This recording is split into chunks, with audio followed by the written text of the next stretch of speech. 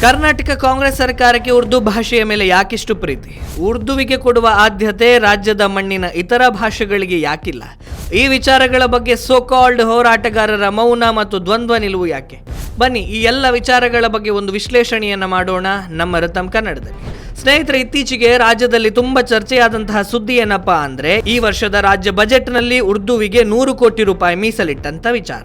ಕನ್ನಡ ಭಾಷೆಗೆ ಕೇವಲ 32 ಕೋಟಿ ರೂಪಾಯಿ ಮೀಸಲಿಟ್ಟು ಉರ್ದು ಭಾಷೆಗೆ 100 ಕೋಟಿ ರೂಪಾಯಿಯನ್ನ ಇಟ್ಟದ್ದು ಬಹಳ ಚರ್ಚೆಗೆ ಕಾರಣವಾಯಿತು. ಇದಕ್ಕೆ ರಾಜ್ಯ ಸರ್ಕಾರ, ಅದರಲ್ಲೂ ಸ್ವತಃ ಮುಖ್ಯಮಂತ್ರಿಗಳು 100 ಕೋಟಿ ರೂಪಾಯಿ ಉರ್ದು ಶಾಲೆಗಳ ಅಭಿವೃದ್ಧಿಗೆ ಮೀಸಲಿಟ್ಟದ್ದು ಇದು ಉರ್ದು ಭಾಷೆಯ ಬೆಳವಣಿಗೆಯ ಜೊತೆಗೆ ಶಾಲೆಗಳ ಅಭಿವೃದ್ಧಿ ಕೆಲಸಕ್ಕೂ ಅನ್ವಯ ಆಗ್ತದೆ ಅಂತ ಸ್ಪಷ್ಟೀಕರಣವನ್ನ ನೀಡಿದ್ದಾರೆ. ಇದಕ್ಕೆ ಸ್ಪಷ್ಟೀಕರಣ ಏನೋ ಸಿಕ್ಕಿತ್ತು, ಆದರೆ ರಾಜ್ಯ ಕಾಂಗ್ರೆಸ್ ಸರ್ಕಾರಕ್ಕೆ ಉರ್ದುವಿನ ಮೇಲೆ ಮಮಕಾರ ಇಲ್ಲ ಅಂತ ಹೇಳಲಾದೀತೆ? ಖಂಡಿತ ಇಲ್ಲ. ರಾಜ್ಯ ಕಾಂಗ್ರೆಸ್ ಸರ್ಕಾರದ ಉರ್ದು ಪ್ರೇಮ ಎಂಥದ್ದು ಅನ್ನೋದನ್ನ ನಾವು ಇದೀಗ ದಾಖಲೆ ಸಹಿತವಾಗಿ ನೋಡೋಣ. 2013 ಡಿಸೆಂಬರ್ 31ರಂದು ರಾಜ್ಯದ ಪೊಲೀಸರಿಗೆ ಜನರೊಂದಿಗೆ ಸುಲಭವಾಗಿ ಬೆರೆಯಲು ಉರ್ದುವನ್ನು ಕಲಿಯಿರಿ ಅಂತ ಸ್ವತಃ ಮುಖ್ಯಮಂತ್ರಿಗಳೇ ತಾಕೀತು ಮಾಡಿದ್ರು. ಆಗಲೂ ಸನ್ಮಾನ್ಯ ಸಿದ್ದರಾಮಯ್ಯನವರೇ ಮುಖ್ಯಮಂತ್ರಿಗಳಾಗಿದ್ರು ಅನ್ನೋದು ಇಲ್ಲಿ ಉಲ್ಲೇಖನೀಯವಾದಂತಹ ಸಂಗತಿ.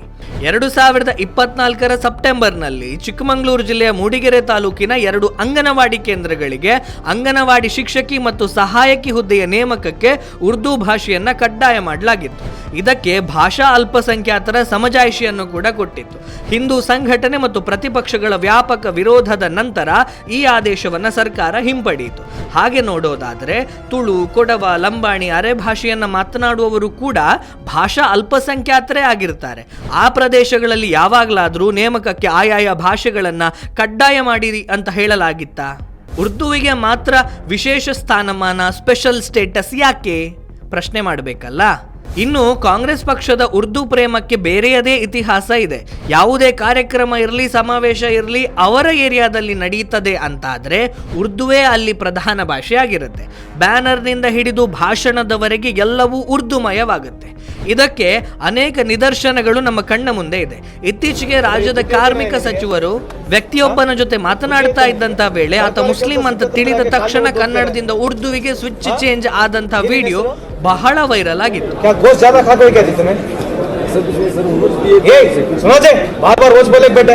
ಸೋ ಕಾಲ್ಡ್ ಹೋರಾಟಗಾರರ ಮೌನ ಮತ್ತು ದ್ವಂದ್ವ. ಈ ಉರ್ದು ಭಾಷೆ ವಿಚಾರದಲ್ಲಿ ನಮ್ಮ ಸೋ ಕಾಲ್ಡ್ ಹೋರಾಟಗಾರರ ದ್ವಂದ್ವವನ್ನೊಮ್ಮೆ ನೋಡಲೇಬೇಕು. ಕರ್ನಾಟಕ ರಕ್ಷಣಾ ವೇದಿಕೆಯ ಒಂದು ಬಣ 2023 ಜೂನ್ 16ರಂದು ಬೆಂಗಳೂರಿನ ಹೋಟೆಲ್ ಒಂದರಲ್ಲಿ ಅಳವಡಿಸಲಾಗಿದ್ದಂಥ ಉರ್ದು ಬೋರ್ಡ್ ಅನ್ನು ತೆಗೆದುಹಾಕಿತ್ತು. ಉರ್ದುವಿನ ಜೊತೆಗೆ ಕನ್ನಡದಲ್ಲಿ ಕೂಡ ಬೋರ್ಡ್ ಇರಲಿ ಅನ್ನುವುದು ಆ ಬಣದ ವಾದ ಆಗಿತ್ತು. ಅದಕ್ಕೆ ಒಂದು ಕಡೆಯಿಂದ ವ್ಯಾಪಕ ವಿರೋಧ ಕೇಳಿ ಬಂದರೆ ಇನ್ನೊಂದು ಕಡೆಯಿಂದ ಬಹಳ ಬೆಂಬಲ ವ್ಯಕ್ತ ಆಯಿತು. ಆದರೆ ಅದೇ ಬೋರ್ಡ್ ಅನ್ನ ಇನ್ನೊಂದು ಸಂಘಟನೆಯಾದ ಕರ್ನಾಟಕ ರಣಧೀರ ಪಡೆಯ ಅಧ್ಯಕ್ಷರೇ ಹೋಗಿ ಅದೇ ಸ್ಥಳದಲ್ಲಿ ಜೂನ್ 23ರಂದು ಅಳವಡಿಸಿ ಬಂದಿದ್ರು. ಆ ಬೋರ್ಡ್ ನಲ್ಲಿ ಉರ್ದು ಮಾತ್ರ ಇತ್ತು, ಕನ್ನಡ ಇರಲಿಲ್ಲ. ಇದು ಉರ್ದು ಭಾಷೆಯ ವಿಚಾರದಲ್ಲಿ ಸೋ ಕಾಲ್ಡ್ ಹೋರಾಟಗಾರರ ದ್ವಂದ್ವ. ಹಿಂದಿಯ ವಿಚಾರದಲ್ಲಿ ಕೇಳಿ ಬರುವ ವಿರೋಧ ಉರ್ದುವಿನ ವಿಚಾರದಲ್ಲಿ ಮಾತ್ರ ಬರೋದಿಲ್ಲ. ಬಂದರೂ ಸಣ್ಣ ಪ್ರಮಾಣದಲ್ಲಿ ಕಾಟಾಚಾರಕ್ಕೆ ಖಂಡಿಸಬೇಕಲ್ಲ, ಅದಕ್ಕೋಸ್ಕರ ಮಾಡ್ತಾರಷ್ಟೇ. ಇನ್ನು ವಿಪರ್ಯಾಸ ಅಂದರೆ ಉರ್ದು ಈ ನೆಲದಲ್ಲಿ ಹುಟ್ಟಿದ ಭಾಷೆ ಅಂತ ಪ್ರತಿಪಾದಿಸುವಂತ ಸೋ ಕಾಲ್ಡ್ ಬುದ್ಧಿವಂತರು ಕೂಡ ನಮ್ಮ ನಡುವೆ ಇದ್ದಾರೆ. ಇವರ ಪಾಂಡಿತ್ಯಕ್ಕೆ ಏನು ಹೇಳಬೇಕೋ ಗೊತ್ತಿಲ್ಲ. ಉರ್ದುವಿಗೆ ಕೊಡುವ ಆದ್ಯತೆ ರಾಜ್ಯದ ಉಳಿದ ಭಾಷೆಗಳಿಗೆ ಯಾಕಿಲ್ಲ? ನಿನ್ನೆ ಮುಖ್ಯಮಂತ್ರಿಗಳು ಕೊಟ್ಟಂತಹ ಸಮಜಾಯಿಷಿಯಲ್ಲಿ ರಾಜ್ಯದ ಎಲ್ಲ ಭಾಷೆಗಳಿಗೂ ಕೂಡ ಸಮಾನ ಪ್ರಾತಿನಿಧ್ಯವನ್ನು ಕೊಡಲಾಗಿದೆ ಅಂತ ಹೇಳಿದ್ದಾರೆ. ರಾಜ್ಯದಲ್ಲಿ ಬಳಕೆಯಲ್ಲಿರುವಂತಹ ತುಳು, ಕೊಂಕಣಿ, ಕೊಡವ, ಅರೆ ಭಾಷೆಗಳಿಗೆ ಪ್ರತ್ಯೇಕ ಅಕಾಡೆಮಿಗಳನ್ನು ಸ್ಥಾಪಿಸಲಾಗಿದ್ದು ವಾರ್ಷಿಕ 80 ಲಕ್ಷ ರೂಪಾಯಿ ಅನುದಾನವನ್ನು ನೀಡಲಾಗ್ತಾ ಇದೆ ಅಂತ ಹೇಳಿದ್ದಾರೆ. ಆದರೆ ವಾಸ್ತವತೆ ಬೇರೆನೇ ಇದೆ. ತುಳು, ಕೊಂಕಣಿ ಅಕಾಡೆಮಿಗಳ ಸ್ಥಿತಿಗತಿ ಹೇಗಿದೆ ಅಂತ ಹೇಳಿದರೆ 2024ರಲ್ಲಿ ರಾಜ್ಯದ ಪ್ರಮುಖ ಪತ್ರಿಕೆಯೊಂದು ವಿಶೇಷ ವರದಿ ಅದರ ಬಗ್ಗೆ ಮಾಡಿತ್ತು. ಅದನ್ನೊಮ್ಮೆ ಓದಿದರೆ ಸರ್ಕಾರ ಸಾಹಿತ್ಯ ಅಕಾಡೆಮಿಗಳಿಗೆ ಕೊಡ್ತಾ ಇರುವಂತಹ ಪ್ರೋತ್ಸಾಹದ ವಾಸ್ತವದ ಚಿತ್ರಣ ಏನು ಅನ್ನೋದು ನಮ್ಮ ಕಣ್ಣ ಮುಂದೆ ಬರುತ್ತೆ. ಉರ್ದು ಭಾಷೆಯ ಬಗ್ಗೆ ಯಾರಿಗೂ ವಿರೋಧ ಇಲ್ಲ.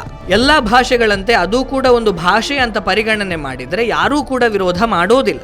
ಆದರೆ ತಮ್ಮ ವೋಟ್ ಬ್ಯಾಂಕ್ ರಾಜಕಾರಣಕ್ಕೋಸ್ಕರ ತಾವು ಓಲೈಕೆ ಮಾಡುವುದಕ್ಕೋಸ್ಕರವಾಗಿ ರಾಜ್ಯದ ಮಣ್ಣಿನಲ್ಲೇ ಹುಟ್ಟಿದ ಭಾಷೆಗಿಂತ ಹೆಚ್ಚಿನ ಆದ್ಯತೆಯನ್ನು ನೀಡಿ ಉರ್ದುವಿಗೆ ವಿಶೇಷ ಸ್ಥಾನಮಾನವನ್ನು ನೀಡಿದರೆ ಜನರಿಂದ ಸಹಜವಾಗಿಯೇ ವಿರೋಧ ವ್ಯಕ್ತವಾಗುತ್ತೆ. ರಾಜ್ಯದ ಪೊಲೀಸರಿಗೆ ಹೇಳೋದಾದ್ರೆ ಎಲ್ಲ ಭಾಷೆಗಳನ್ನು ಕಲಿಯುವಂತೆ ತಾಕೀತು ಮಾಡಲಿ, ಅಥವಾ ಆಯಾಯ ಪ್ರದೇಶಗಳಲ್ಲಿ ವ್ಯಾಪಕವಾಗಿ ಬಳಕೆಯಲ್ಲಿರುವಂತಹ ಭಾಷೆಯನ್ನು ಕಲಿಯುವಂತೆ ಹೇಳಿ.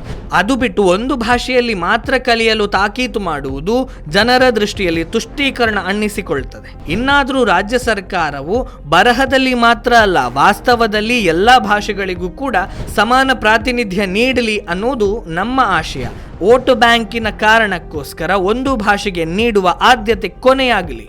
ಇದಿಷ್ಟು ವಿಷಯ. ಮುಂದೆ ಮತ್ತೊಂದು ವಿಷಯದ ಜೊತೆಗೆ ಮತ್ತೆ ಬರ್ತೇನೆ. ಅಲ್ಲಿಯವರೆಗೆ ನಮಸ್ಕಾರ.